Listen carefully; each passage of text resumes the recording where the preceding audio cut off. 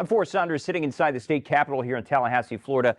You'll notice all of these different European flags surrounding me here at the table. That is because for the last couple of days, members of the European Union have been right here in Florida, meeting with different leaders across the Sunshine State, trying to encourage a better partnership between the EU and folks right here in Florida. At a time when the second Trump administration vows America first. Well, America first, but not America alone. A first-of-its-kind diplomatic mission for Florida.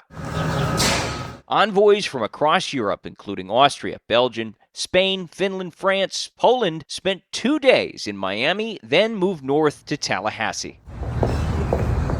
Their goal, expand economic ties with one of America's fastest-growing states. Florida is quite important politically and economically. It's a fastest growing state, we have to admit, in a different sectors which are important for Europeans, be it aerospace, be it medical devices, be it financial sector. That's the EU ambassador who says developing defense and aerospace deals are of particular interest.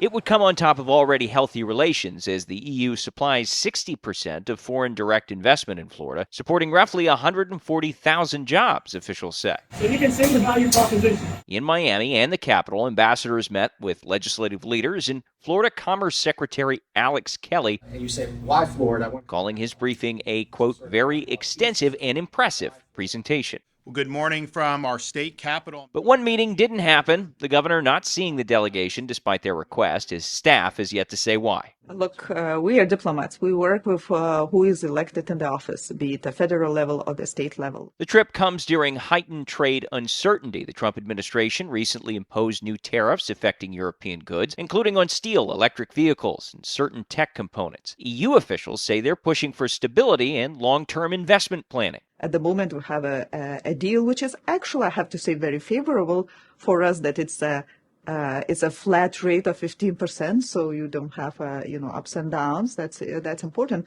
but it's actually favorable for Florida because one of the major sectors which is exempted from tariffs is aerospace.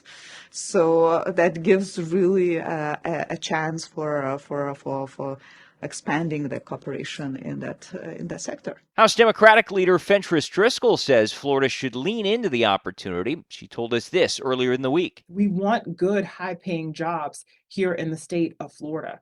And so to the extent that partnerships with the European Union can bring about high-tech jobs, can bring about jobs, more opportunities in aerospace, with artificial intelligence, with really just opportunities that are making sure that our workforce can compete in a 21st century economy, that's something that we're open to. Despite trade friction in Washington, the ambassador says Florida is increasingly seen as a gateway to Latin America and a rising innovation economy, not just a tourism powerhouse. And even without a meeting with the governor, the delegation calls the visit a success. Well, I think that there are a lot of contacts made, and we did quite a lot of networking, and each ambassador coming from 18 member countries, they made their own contacts. I'm sure I already hear that they want to come back either in Tallahassee, either in Miami, to see where is the good for business. What happens next? Well, we'll have to wait and see. Ambassadors are going to head back and talk to their respective leaders about what kinds of investments they might be able to create between the EU and the state of Florida. But factors like tariffs, inflation, and just the general Trump economy will loom large. That's the latest out here at the state capitol. I'm Forrest Saunders reporting.